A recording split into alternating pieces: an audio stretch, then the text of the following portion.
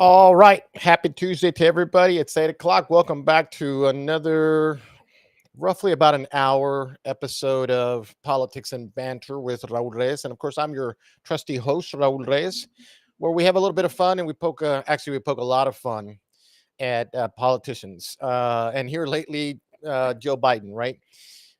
Anyway, today was a wonderful day. I hope everybody had a great day. And so we want to thank the good Lord for today and for all of you watching. By the way, share this. Grab your little cursor there or hit the share button and just share it to your page so that everybody can see that you're on there.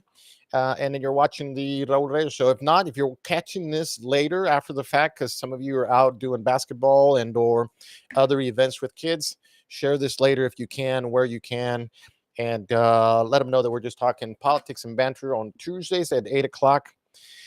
What do y'all think? We did the fall back, or is it fall forward, spring forward, fall back, right?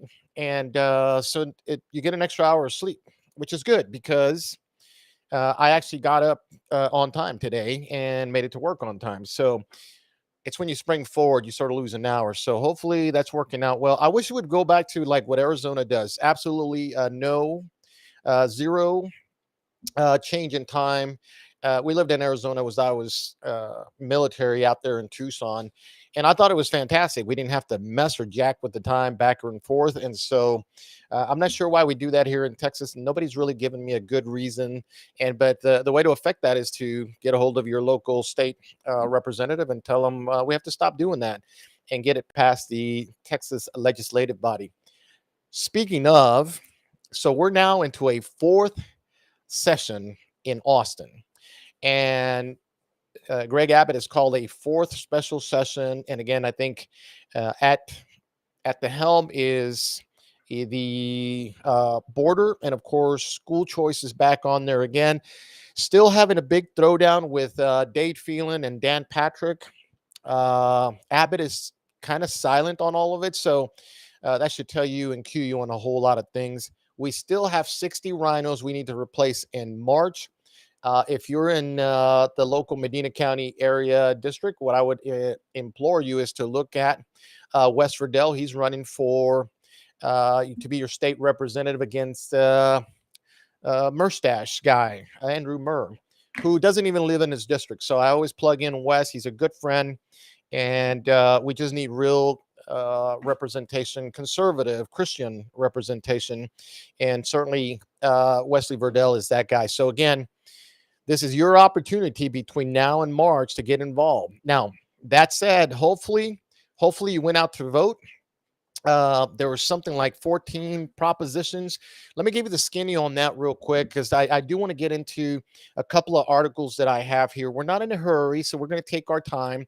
But, you know, the reason you're voting on propositions is because your state legislators, by law, they ran out of budget room to spend your money. And so the only way, according to Texas Constitution and law, is to put it on the ballot so you can vote on it. So that very first, proposition, it says the right to farm or something like that. And so the first thing you ought to ask yourself, okay, so who's not farming? Who can't farm? And you go down one, two, all the bills were worded in a way that I think it's somewhat trickery, and they force you to think like, yeah, we want everybody to have the right to farm. You come out here in Medina County, everybody's farming. You can farm anytime you want to. So what's this all about? Is when they run out of room to spend your money, and they still want to do it, they put up these propositions. You go vote. They throw everything behind it to publicly convince you that you need to vote for all the propositions. And what it turns out, it's eventually going to raise your taxes. Now, we put out information. It's on our Facebook page and our social media. So, we try to inform you. We weren't necessarily telling you which way to vote. Everybody should inform themselves and go do that. My good friend Frank Lopez, I think, did about an hour on his podcast. So that was a good place to go. Keep Texas Red, another great organization up in San Angelo, put out some information, and I cut and pasted it over. So hopefully everybody voted. It's over. I guess here soon we'll find out Actually, they might be still voting in some places. So whatever the case may be, by tomorrow morning, we'll know what propositions passed and what didn't. But leave no room for doubt, none whatsoever.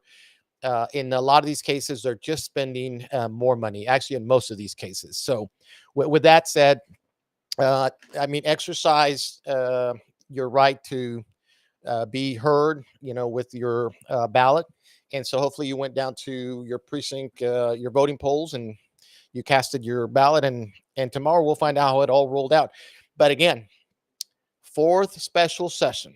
And I think this is the 10th time in history. I saw that somewhere that's ever happened. And so that should tell you how inept or incompetent or stupid things have gotten down in Austin. And for anybody who still thinks we're not having some kind of political civil war inside the Republican tent, this, what's happening in Austin, should tell you everything. And here's the crazy part.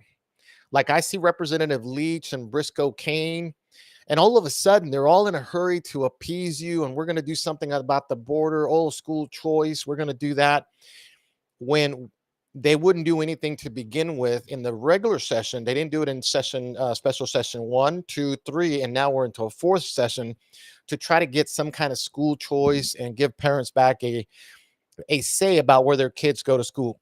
At the center of it is, where does the money come from and how does that flow? Not an easy fix. I'm not saying that, but we do have Republicans that really are anything but that in the state legislature. So same thing at the federal level. And so anyway, let's kind of bring us to one of our main topics today, the border, and sort of the politics around it. If you all remember, we had a fantastic individual, a great writer, author, and young political pundit, Pedro Gonzalez. Oh, it's been 4 or 5 months now. And Pedro has made his name for himself because, he was on Tucker Carlson and some of these other places. He's written a great article. I'm holding it here. We're going to go over it. I'll definitely make sure we put it in the comments section, because you definitely want to get credit for it. But Pedro is writing about, everywhere. And let me see if we can put this up here, because I don't want to put it on the screen. But everywhere is a border state. And of course, you see all the dots in there. That's where all the illegal aliens are going.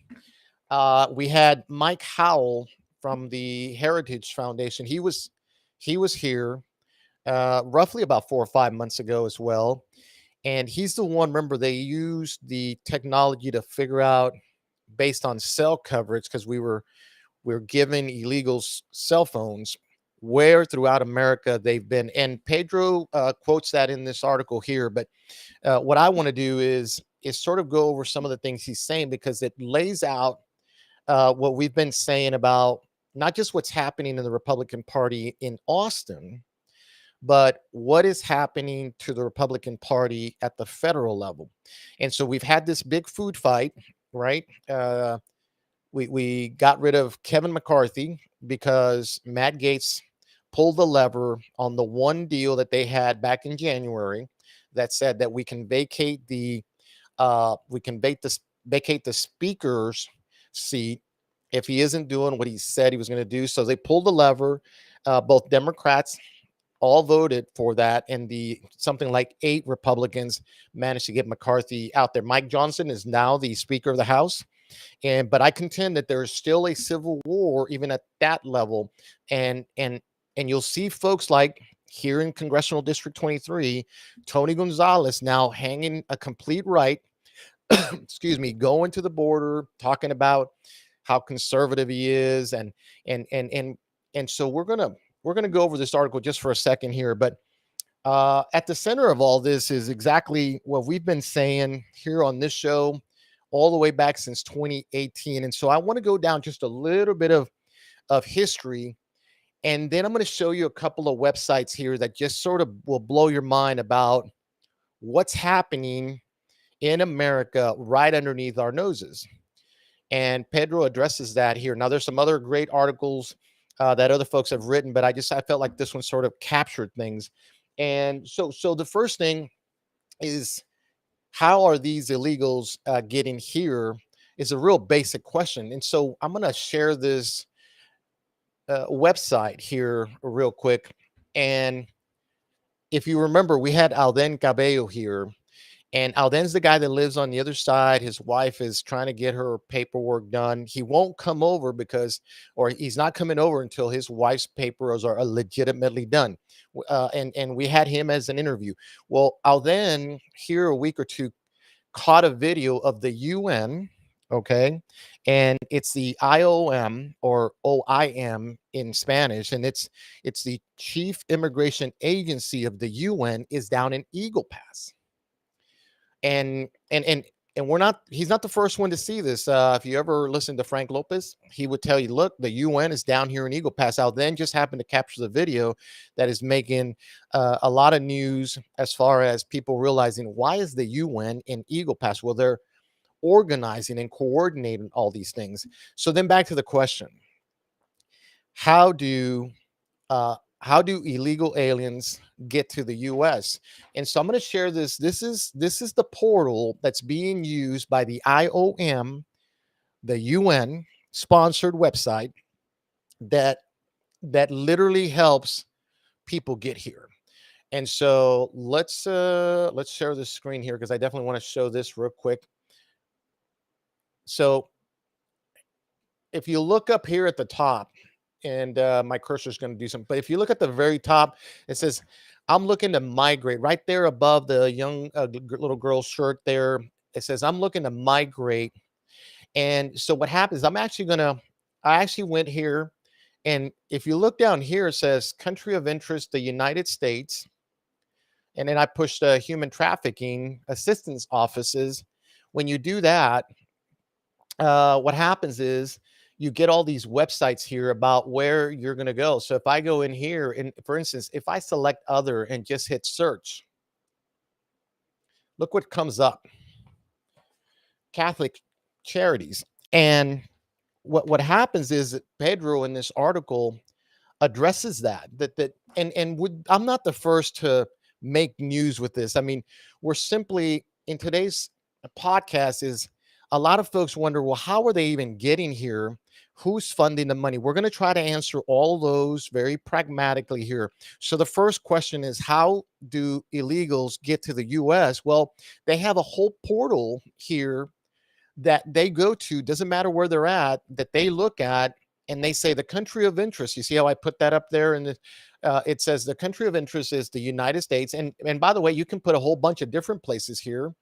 And of course, you can then put other, and you can see the Catholic charities popped up. Let's see what else comes in here. Let's look for migrant shelters here. And I'm going to hit the search button.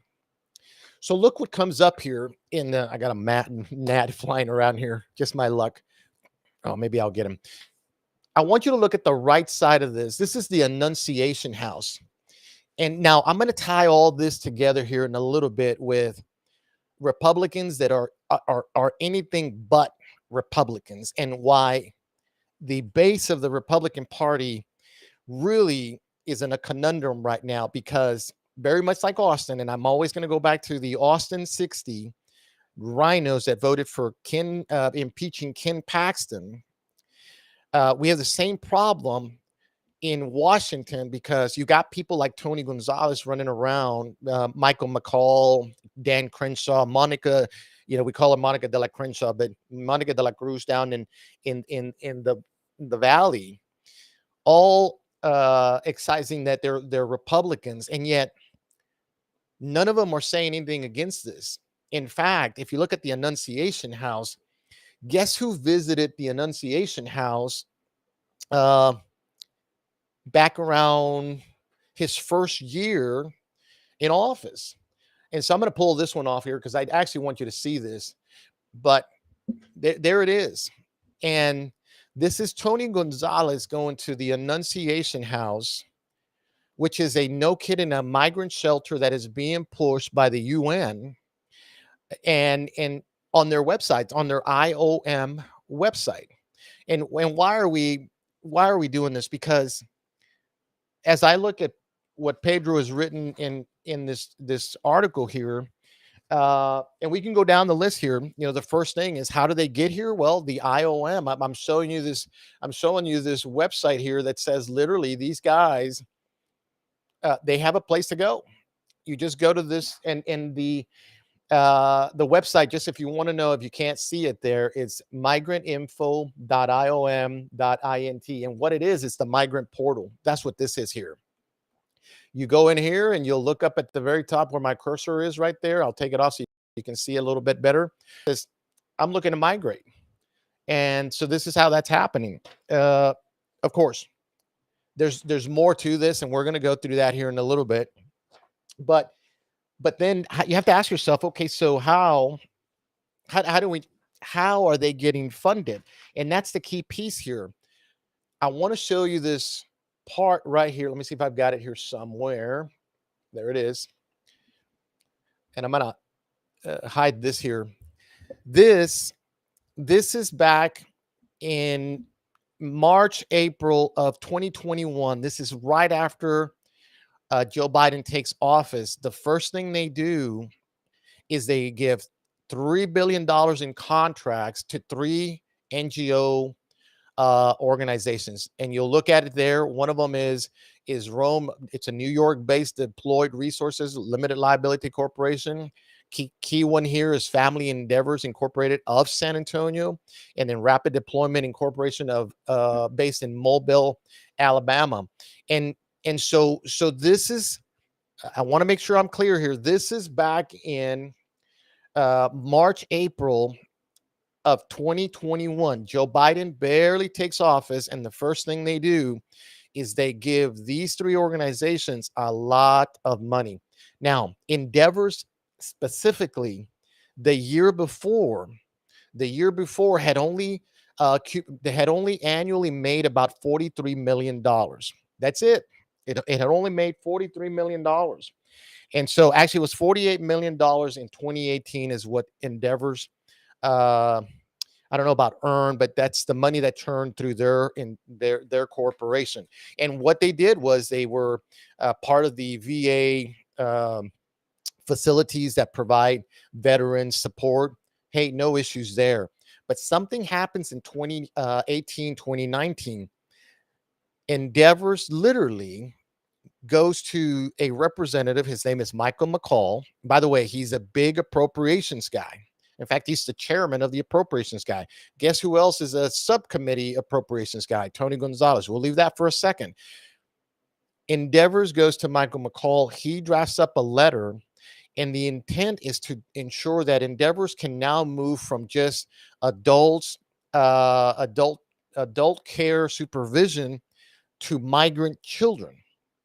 Now, this is 2018, 2019. Donald J. Trump is still the president. And so why are they doing this?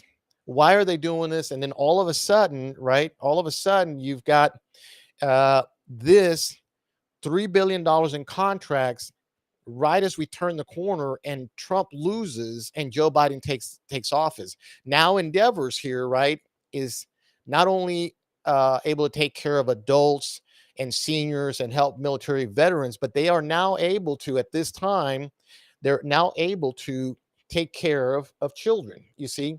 And so now we're going somewhere with this, because we're answering the mail based on what Pedro is writing, and that is, who's running this? Well, the UN down in Eagle Pass has a system by which they can portal themselves to the border and then get across.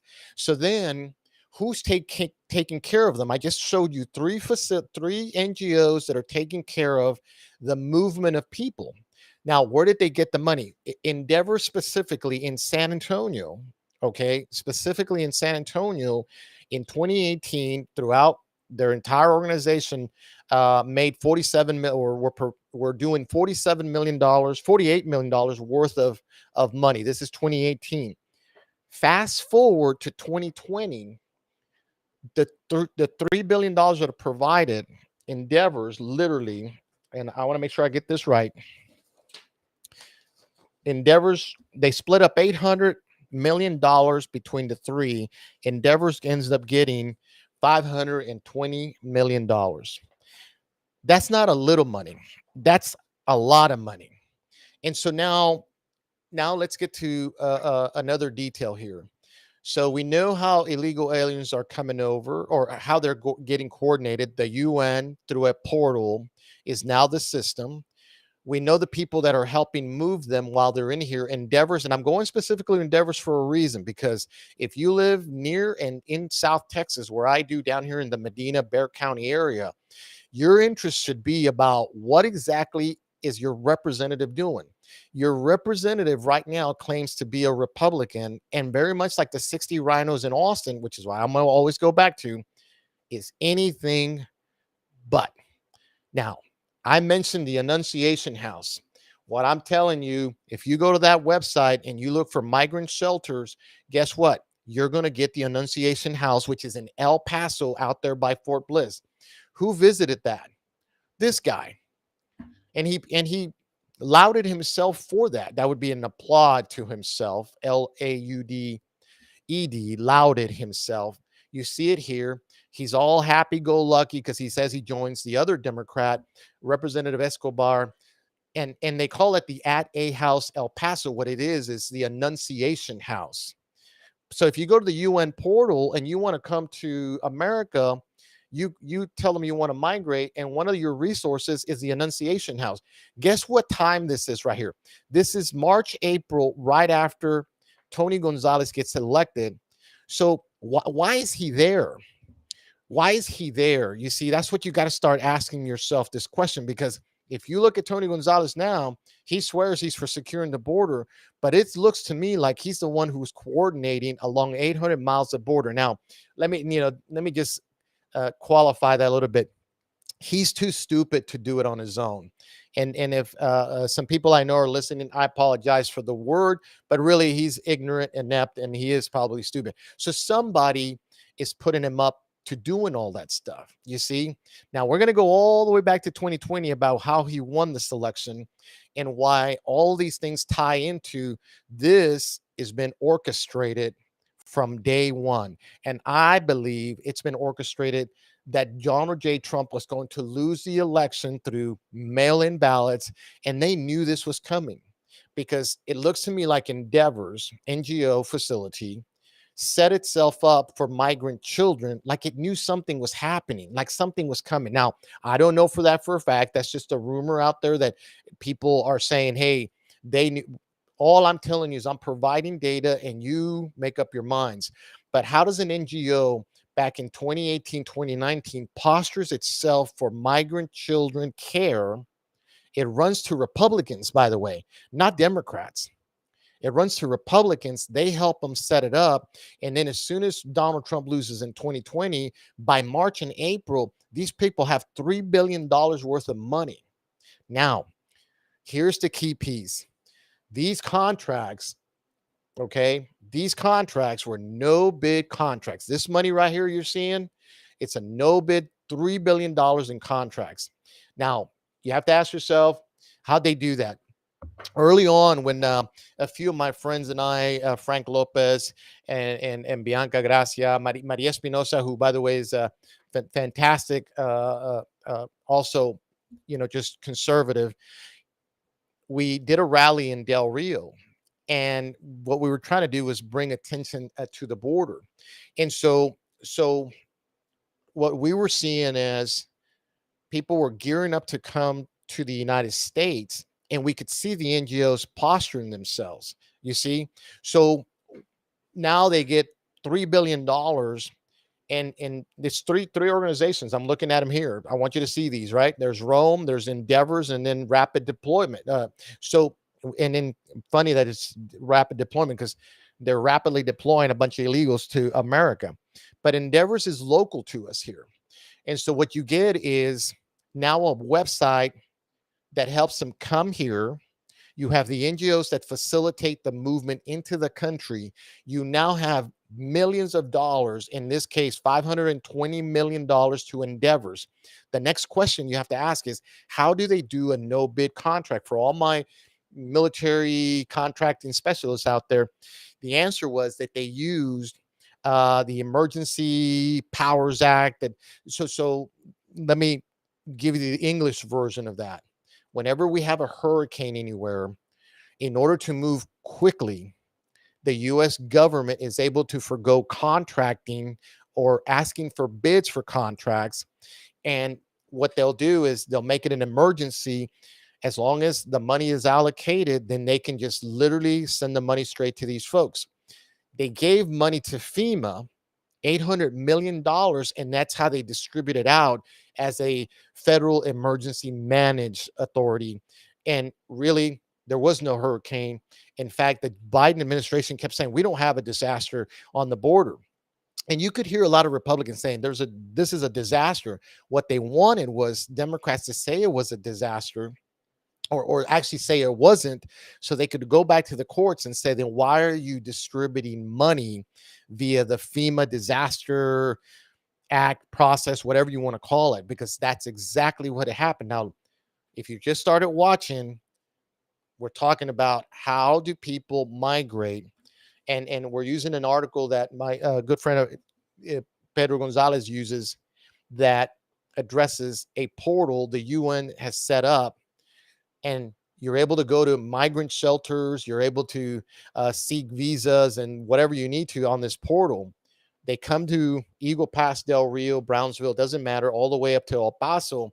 When they come over, the NGOs that help them got millions of dollars. The question you always need to ask yourself is, how did they do that? Well, it was a no bid contract.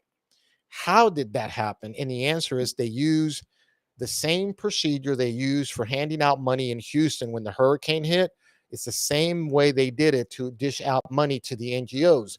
So in essence, they're using the disaster preparedness process to distribute money out, but they would never call it a disaster because, in fact, they kept denying it. We don't have a disaster on the border. How many times did you hear, we don't have a crisis on the border? We don't have a crisis on the border. And yet, guess what? We have a crisis on the border.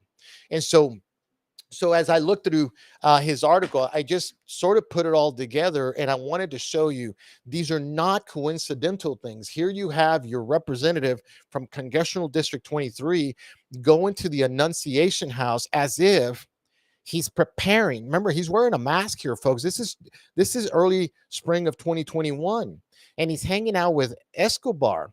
This is the same guy, by the way. This is the same guy that came from the Lulac family. But somehow that doesn't matter. But what if I tell you, well, he went to the border mission hope in Eagle Pass? So Gonzalez is a guy that's been set up here to nurture 800 miles. Again, I think he's too stupid to be this guy, but nonetheless, this is who he is. Now, how does a guy like Gonzalez get to CD 23? Originally, he was running in CD 35. Now, we're going a little bit of history. I want to show you this interview. A lot of you have already seen the Ken Paxton, Tucker Carlson interview, but I just want to. This is about a minute and a half, and then we're going to go back to Tony Gonzalez. This whole predisposed setup about how the border is now a mess, okay, and all the little things that are in there. Now, if you walk away from this podcast with one thing, it's I want you tonight to realize that how the illegal aliens get to the border. It's a portal. Okay, we've already showed it to you. I'll show it to you one more time here in a little bit. You can hit drop down menus, and next thing you know, you can get whatever support you want. That support comes in the form of shelters across the border. Many of them, to include the Pecos facilities, we haven't even talked about that yet. The Annunciation House in El Paso, the Border Mission Hope in Eagle Pass, the Valverde Humanitarian Processing Center there in Del Rio. A lot of those are tied into the NGOs that were given money under this emergency, FEMA process that we typically use for hurricanes or major disasters, you see? And that's how they got away with no bid contracts. Now, the tie-in here to CD 23 and people that live in Bexar County and Medina all the way Valverde is that your representative be in January, of March, of April of the first year he was in Congress, 2021, is visiting all these places as if he's on a mission to help set them up. And we have the video when he's at the border Mission Hope where he's talking about that they're doing God's work. And oh, by the way, that he's going to do everything in his power to find them the resources. Who does that? Well, I mean, what Republican does that? So now let me step back all the way to the beginning of this podcast. I said there's a civil war going on in the Republican Party. And you know the 60 that are down there in Austin, Texas, because they voted to impeach Ken Paxton. You see, they voted to take this guy out. Now, I'm going to put Ken Paxton here with Tucker Carlson talking for about a minute and a half. I just want you to catch what they're talking about, and then we'll discuss that here in a second here. Let me look at this here. Boom. Let's share that for a second here. I'm going to hit play here, and then we'll stop it as we need to go. You just walk us through, since you prosecuted cases, voter fraud cases, how exactly does the fraud work with mail-in ballots? It's so what these registrars do, or these people that control the election offices, election administrators in each of these counties. So they decided, because of COVID, that's how they got around a lot. In Texas, we have a law that says you can only mail in ballot if you're out of state at the time of the election, or you have a disability, or you're over 65, or you're in jail, but you're not a felon. Right. That's it. That's fairly broad. I don't even like that broad because it still opens up voter fraud. But that's what the legislature said, so that's the rules. Well, so what they said, these judges, these local administrators, were going to send out millions of ballots. So I would have guessed 7 or 8 million ballots are going out in Texas to everyone, just everybody that's in the county. Well, so if the election administrator is colluding and telling people where those ballots are, they just pick them up, fill them out, sign them, and they mail them back in. You would have no idea. And if you have a program for that, there's no way to know. I can't ever prosecute this because I don't know who signed the ballots. I can't prove it wasn't real. It becomes nearly impossible. And that's what I think they were trying to accomplish in Texas. And then when I saw it happen into these other states, Pennsylvania, Wisconsin, Michigan. I want to pause it there for a second. I hope you heard what he said. So Ken Paxton this is about a month or two ago after he got acquitted. He went on to Tucker Carlson, and they're talking about mail-in ballots. Now, how am I tying that back to what's happening at the border? What I contend is that all this was pre-organized for Trump to lose, and then this influx of illegal aliens to come in. It is not a coincidence that in the middle of the night, this guy, me, lost a 1,500 vote lead. And you're looking at the guy that lost by 7 votes, 7 stinking votes. I got woken up at awakened for whichever one, at 1:45 in the morning, as our lead diminished overnight, and we lost the entire race by 7 votes. Now, what Ken Paxton, the Attorney General, is saying here, he's talking about back in 2020, right after March, he sees that something isn't right, not just in the primaries in Texas, because what happened was we were under COVID restrictions. We passed a bill that allowed for a lot of people to do mail-in ballots. And he's saying something that's really key here. And what is it? He's saying, look, I can't prosecute these because the way it was set up, it's hard to prove that the signatures and the whatnots aren't legit. You see? And the reason I'm playing this is because he's having a discussion here with Tucker Carlson about 2020, somewhere between March and November. He sends the red flag. He calls Trump and he says, hey, you got to get people in those places. And he says Michigan, Wisconsin, okay, Arizona. Guess what? Those are the 5 states that made the difference. And what they did was they used a law to turn around and just send millions and millions of ballots across to do what? To overturn the will of the people. And so Ken Paxton here catches it in Texas. And if you remember, Harris County was about to send 2 million ballots out to their constituencies in all of Harris County. Ken Paxton sued them and he won, and they stopped it. Because if he doesn't do that, guess what? Trump loses in Texas. Not because Texas liked Joe Biden, but because guess what? Because of the mail-in ballots. Now, let's bring it to Congressional District 23, because this is something I've never really talked a whole lot about. But we're going to, because we have a race that's going to come up in March of next year. We have some candidates that are running in CD23.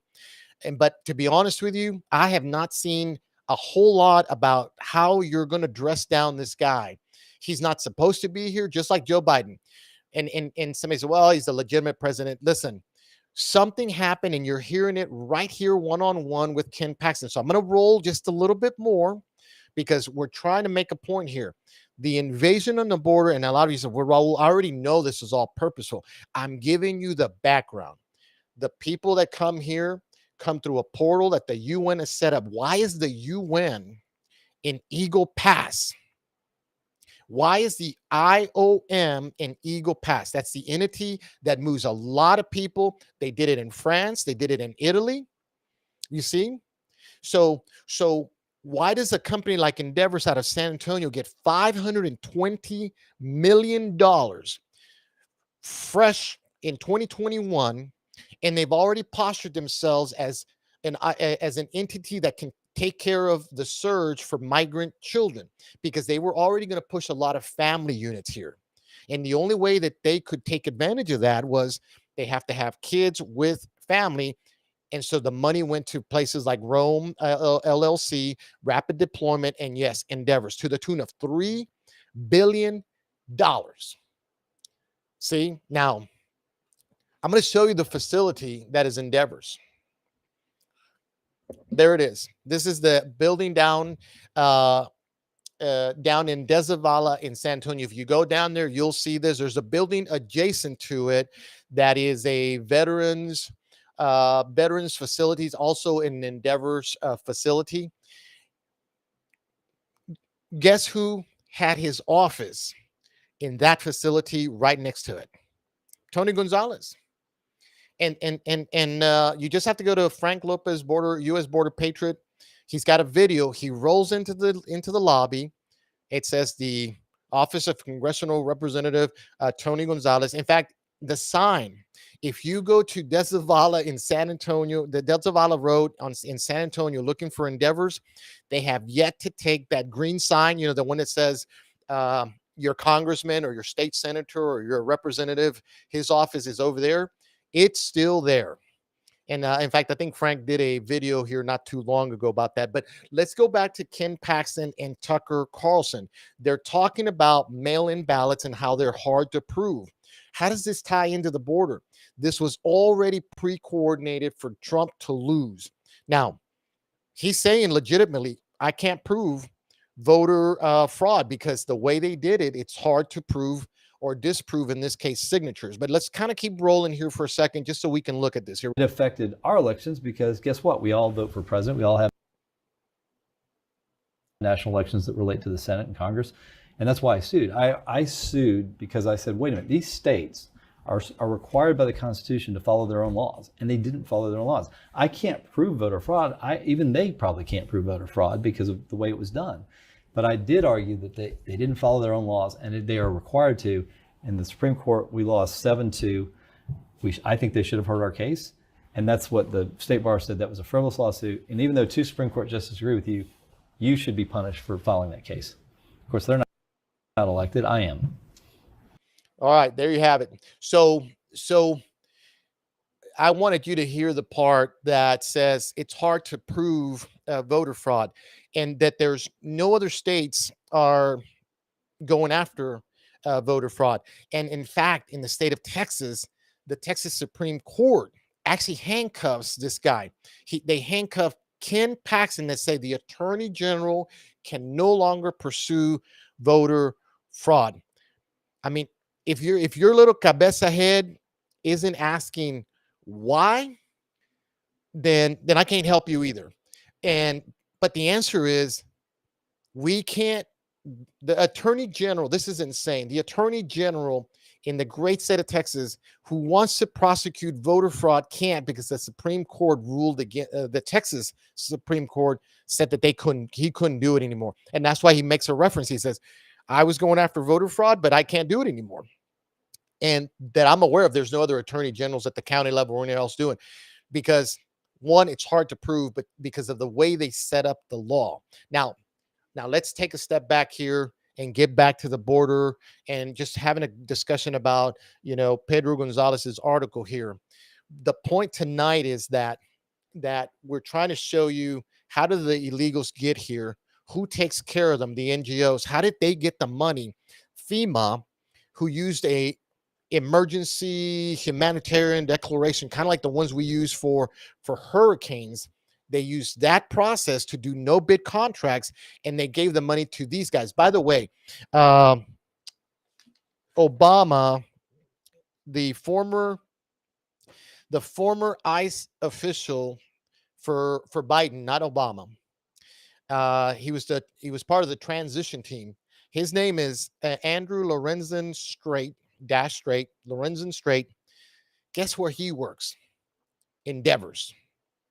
He's the guy that tied into all the money back to Endeavors, that NGO, because guess what? They have facilities in Pecos, Texas. They have facilities in El Paso. They have facilities all throughout Texas. Donna, Texas, I think, is another one. They're down in, I'm trying to think, maybe in Dilley. Here's the point. Guess what district that is? Congressional District 23. That is Tony Gonzalez's congressional district. Okay. This is the same guy that, and let me show you this. I captured this about a week after he moved his office. Look at this. This is, by the way, this is just maybe March of this year. Frank Lopez, the U.S. Border Patriot, was at his office for a second time.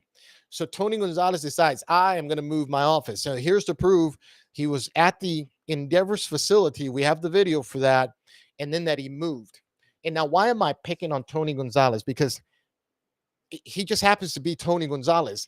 It could be anybody else, but he would be a Republican who isn't a Republican, who literally is in bed with the NGOs, who, like Ken Paxton, figured out how to get enough mail-in ballots to get himself a win in the middle of the night in March of 2020. It's why he's your congressman, you see, because if not, Raul Reyes would be the representative, and like hell, any of this would happen on our watch.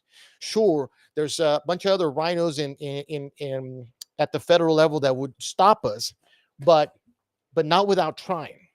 Because we would be like Matt Gaetz. We would be like Matt Gaetz saying, you can't do this to Del Rio. You can't do this in Pecos, Texas. You can't do this in Eagle Pass. Point blank, you can't do this to Texas. And just as important, and for the country's sake, you can't do this to America. Because that's what's happening under the watch of not just Joe Biden, but under the watch of Tony Gonzalez, the congressional district for District 23, right here in Texas. Look, we're tying all the little knots here together, because a lot of you are still running around looking, and he looks great up, he looks like he's doing great work with the appropriations, and it's anything but that. Today, I wish I could find that video. I don't have it, but today he was with the folks up there in Bexar County, and on his Facebook page or his Twitter page, he puts on there he secured $50 million for the Bexar County Police Department to hire 150 new officers. It sounds great up until you see the video this morning, and this will tell you. Now, this is for all the other candidates. I'm not in this race. Okay, right now I'm not in this race, but for all the other candidates, you need to look at that video.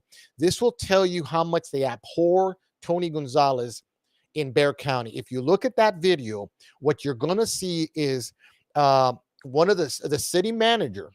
The city manager is up speaking on Twitter. Tony Gonzalez says, I appropriated $50 million to hire 150 new officers in Bexar County. The city manager this morning threw him under the bus. He says, sure, that money was going to help, but we already had a plan to to hire 150 officers. Sure, we get there a little quicker, but we already had a plan. So that should tell you everything about what's happening even in Bexar County. And why? Because they don't like him either. And here's the big one, okay? Tony Gonzalez sends $100 billion. He signs on the line, says $100 billion. It's actually 113 and maybe more, to send $113 billion to Ukraine. To Ukraine. If you divide 50 million by that 113, you get 0.0001%. So what he should have been doing was securing the border, building the wall. I don't see any of that.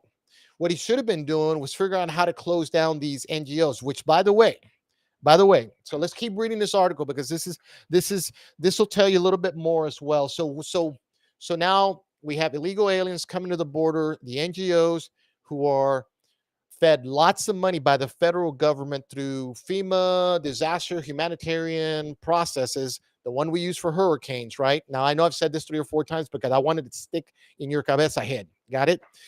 So illegal aliens come over, the NGOs grab them, the NGOs get the money from the government. If you ask yourself how, they get it through the FEMA process that would typically give money for hurricane, disaster relief, preparedness, that kind of stuff. And you don't have to do contract bids for that. You see? Okay, so all that money gets to FEMA. They hand it out to the NGOs. These NGOs prepped themselves long before this happened. They were getting ready for this back in 2018 and 2019. You see? Now, you want further proof that your guy is sold out?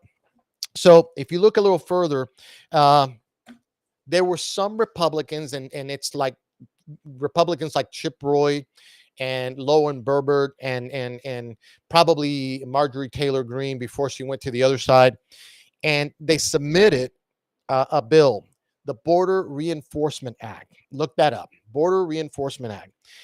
It was introduced in April of 2021. It later passed the House as part of the GOP Secure the Border Act. Now, Chip Roy has his own border bill that sort of tailors off of the one I'm talking about here. Guess who's against?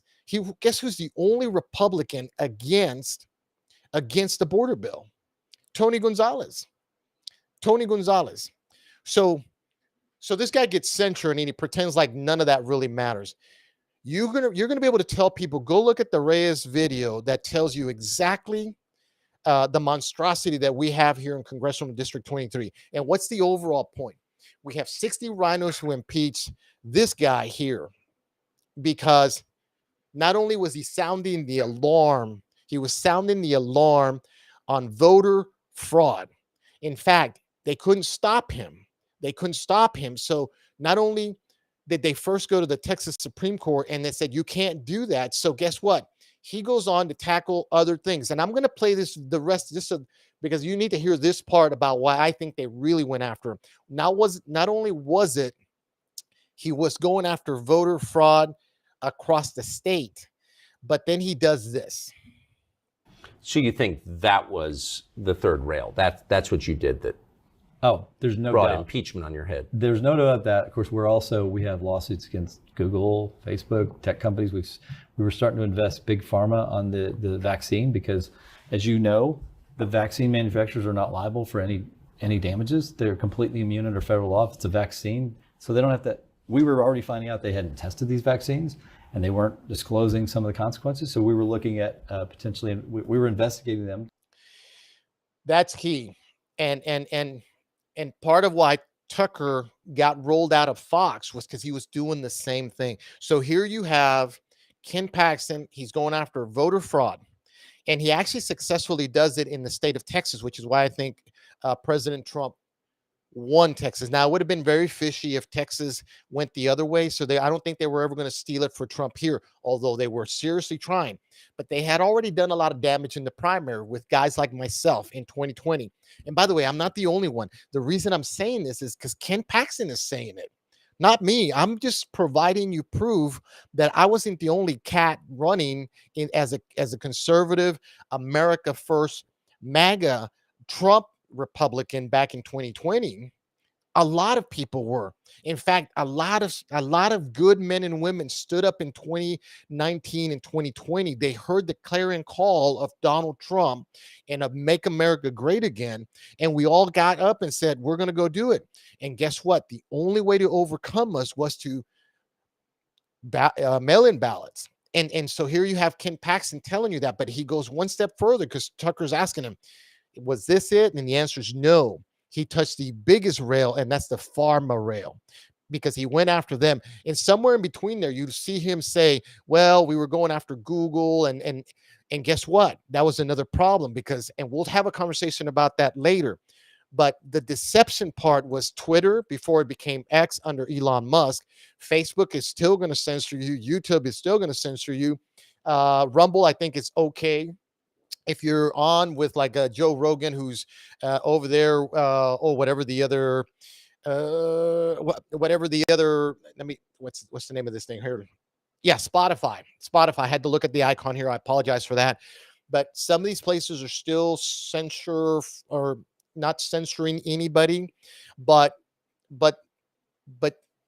Facebook is still doing that. YouTube. So back in 2020, even throughout, the whole COVID pandemic, we need to mail in ballots. Ken Paxton is going after the big server farms like Google, you see, YouTube, Twitter. And so then he touches the pharmaceuticals and says, you guys did not test this one bit. There's no testing for these things, and you're harming people. And they had to get rid of them. And guess who did it? 60 Republicans in the state house. I mean, if and it's bad when fake Republicans have to take the mask off and actually go after a real Republican at the expense of their own election in 2024. And that's where we're at, folks. I'm telling you right now, that's where we're at. 60 Republicans deserve to go home and stay home and live in shame for not just pretending to be Republicans, but for lying to us. Andrew Murr should go home and stay in Junction. Actually, he lives in New Braunfels, which is a total other crock of crap. We all know that. But so should Tony Gonzalez. So should Michael McCall, who actually got Endeavor's the certification to deal with children, migrant children, because now they're making millions and millions and millions of dollars. This is not something I'm making up. I'm showing you the proof. And you have here the Texas Attorney General telling you, yeah, they stole a lot of elections with mail-in ballots. The problem, and this is upfront because we do it right in this show. We can't do anything about it because it's hard to prove. And then when he actually was making progress, guess what? The Texas Supreme Court went after him and said they handcuffed him. You can't do it. He still was making progress. So guess what happens when he touches the pharmaceuticals and their little cake of money there, right? Guess what? They finally decide to impeachment. He's talking to Tucker Carlson here, just so you know. The guy on the right here, he got booted overnight. I don't even think they gave him a firing letter. They just essentially locked him out of his office and said, you're not doing the show anymore. Brian Kilmeade is. And you're looking at the two guys who went after the pharmaceuticals. Tucker Carlson went after them by exposing them on his show. He got fired. Ken Paxton does the same thing after he's going after the voter fraud. And guess what? The crazy part is Democrats didn't impeach this guy.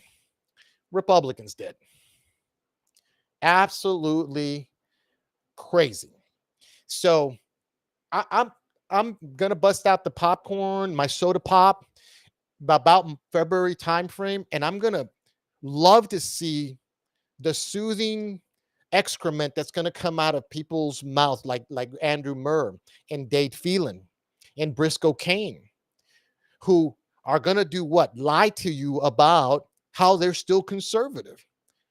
And yet they impeached the one guy who was trying to protect not just America, but Texans against voter fraud, deception by the big media companies like Google and YouTube and Facebook and Twitter at that time, because Elon Musk had not bought it yet. And then ultimately trying to protect you from the pharmaceuticals who were allowed to just feed millions of people a poison that they never tested, ever. Now, I keep saying we're going to talk about COVID. It's a tough subject for me for a lot of different reasons, and I'm not trying to avoid it. We're going to do that soon. This podcast sets it up for next week. What I will tell you is there is a lot of people who have been hurt by the vaccines. And as soon as I say that here, YouTube probably just canceled me. Twitter's still pretty good, so don't follow us on Twitter for sure. I'm surprised Facebook's not going to lock me out here after tonight. I don't care. But tonight, the emphasis here is to give you the details one more time. Illegals, they go to the portal that the UN has established. They're running around up and down the border. Alden Cabello already said has videoed them. So illegals go to the portal, they set it up, they come to the river, they get tossed over, they come over. NGOs with your taxpayer money who got no bid contracts because they work that money through FEMA, disaster preparedness, get the money allocated by which they move these peoples into the interior.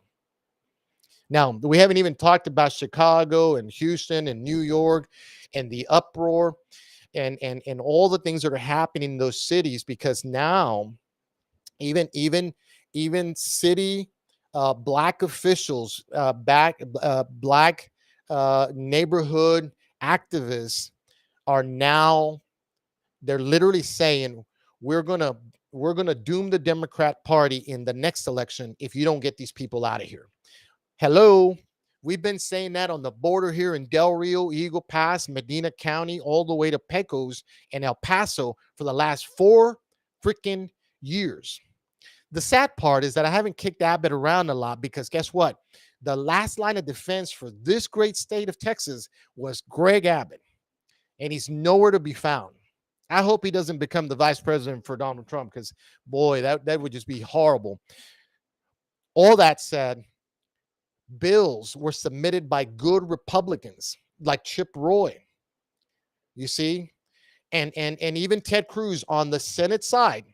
Got to give him credit. He mirrored the House bill about that time, because this is how it happens, right? You know, you get a bill in the House, it gets lobbed over to the Senate, they fix it in between, but senator sponsors one, House representative sponsors it. It's the how a bill becomes a law kind of theme, right? And guess what happened? Guys like Tony Gonzalez killed it. He's supposed to be a Republican. Let me say that again. A Republican gets in the way because he says it's not godly or Christian. I forget what exactly the words were. But I contend that Tony Gonzalez was brought into this district like a lot of other representatives are not supposed to be here, because mail-in ballots in 2020. See, and what happens in 2022? Because you're like, Raul, that's like 4 years ago, man. Well, in 2022, you really can't run against these Republican fakies like Tony, because a lot of people came to us and said, hey, why aren't you running? And the answer is there wasn't enough to prove to you that he's not a Republican. But there is now. There is now. So when you see somebody in CD23 still loving on Tony Gonzalez, send them to this podcast, because we've just laid out but a minuscule amount of information that proves, like the 60 Republicans that are in the Rhino Republicans that went after Ken Paxton, this guy right here, they need to be voted out just like Tony Gonzalez. By the way, this is my district here. So if I had time, I would address Dade Phelan out there in East Texas, Briscoe Kane in Houston, a little bit more. Andrew Moore, I go after him because he's another putz as well. And we've got our good friend Wesley Verdero running against him. By the way, Bianca Gracia in Houston, the Latinos for America First and Latinos for Trump president, executive director, head honcho leader. She's running against Briscoe Kane. And so there's a lot of good conservative Christians stepping up again to run against these people. But we have to inform the masses, and we do it with these podcasts. Wasn't 100% perfect, but you now have a little more detail about who your representative is. And I would encourage you, for all those people you're trying to get rid of, you've got to go do the research, but you also got to go share this information with people so that they know. Tony Gonzalez cannot BS you around. Briscoe Kane should not be able to BS you around. Andrew Murr, I haven't heard or seen him ever since the impeachment. I guess laying low is a good tactic there, huh, Andrew? And then, of course, guys like Murr and Briscoe Kane, they're going to hip themselves around commissioners that don't really have a clue. Tony Gonzalez has already done that in Medina County. I can't believe that, for anybody who's associated with Tony Gonzalez right now, you are pro open borders, okay? You're not for family rights and a traditional family. And of course, you're for the open borders that is really plaguing even a place like Medina County and Bexar County. I mean, it's just absolutely horrendous. And you're okay for funding a war in Ukraine, which, by the way, is completely lost. That's a whole other conversation. If this were a 3-hour, Rush Limbaugh marathon, I could probably pull it off. There's just so much crap going on that it's not even funny. Before I go, because we want to wind it down here, we're 4 minutes over, and I can already hear my wife going, "Ya vente, duérmete, we got to go to bed." We do want to acknowledge that there's a lot of other articles out there. I used Pedro's because it was just a nice synopsis. He's a good guy. He's a good author, writer. He absolutely, I think, looks like he absolutely does not like Trump anymore, and for a lot of different reasons. But I mean, I wanted to put that out there for when people look at this and say, you're using the Trump haters information. No, he loved Trump like a lot of people did. Some things turned him off. Maybe we can bring it here to have that conversation. But this is a border bill, border issue that says literally everywhere is a border. I mean, see if they can get that there. I'll put this up there so y'all can see it, and a lot of information about what's happening to the great state of Texas. We're in trouble. A couple of roundabouts here. If you've seen the pictures of pro-Palestinian protests in D.C., if you think the enemy's coming, you're a little late. They're here, okay? And somebody in the Senate and in the Congress, U.S. Congress, is already pushing for Palestinians to come to America. We absolutely do not want that for a lot of different reasons, because we're only inviting more potential terrorist activities inside the country. We already can prove that every month, special interest people like terrorists on a terrorist watch have already been caught, and those that haven't are already in the United States. We are in a lot of trouble here. The Bible has a lot of verses, scripture. One of them in particular says that they will come and they will take over your lands. That looks a lot like what's happening here. Again, I paraphrase for my pastors and scripturally more accurate friends. I apologize for that, but I'm just generalizing here because in essence, America is in trouble because we have failed to do the right thing. We have failed to look at false prophets, false leaders like Briscoe Kane, Andrew Murr, Dade Phelan, okay, Representative Leach, and even a guy like Senator Pete Flores, who sponsored Tony Gonzalez here in Medina County for a fundraiser, along with a couple of other commissioners. Horrible, horrible. And then you wonder why I tell the truth and you get all upset about it. We're here to tell you what it's like. We do want to end the podcast with just a couple more things. One of them is that we are considering a run for congressional District 23. We have not made up our minds. But you're welcome to text me or call me or email me. We're still going to put out a couple of emails that inform people that have supported us before that we're going to potentially maybe be there. And so hang on to your hats, because I'm not going to sit back and watch Tony Gonzalez lie to us. There's going to be one individual who's going to be able to take him on head on. It's going to be Raul Reyes, the guy that lost by 7 votes, because guess what? Voter mail-in ballots, according to Ken Paxton, was what made the difference. We didn't squeal, we didn't whine, we took it in the chin, but we're not, now that we know the truth, we're not going to be quiet. Okay, so cue all the Texas Tribune and all these other folks and let them know that potentially we're going to be there. They can call me for an interview if they want. If not, they can wait till I declare. If I declare, more to be determined. All that said, look, life is great. This is still America, and you can still make a difference. But sitting there and pouting and doing not a damn thing is not an answer. And I'm still calling on Christian men to rise. You have to wake up. Not only do we have to pray, you have to take action. Get a group, get your prayer groups, and decide we're going to go support X candidate. We're going to support Y candidate. And because we've had enough of the bad candidate, you see, the false candidate. But you got to do your research. You got to stop looking at Fox News like it's the old thing. You know who's on Fox News? McCarthy before he got booted. You know who's on Fox News?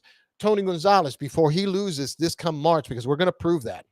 You know who's on Fox News sometimes, and I get a little upset about this guy, Mark Levin, who's to this day, I can't believe he was against everything that Matt Gaetz did until Matt Gaetz booted McCarthy and he realized, okay, things are a lot better. I mean, these are supposed to be constitutional activists. I don't understand it. Makes me a little crazy. All that said, chin up, chest out, step forward, lean into the harsh wind that is blowing in our faces that makes us want to stay home. You can't. Your children, your grandchildren, your great-grandchildren demand that you take action.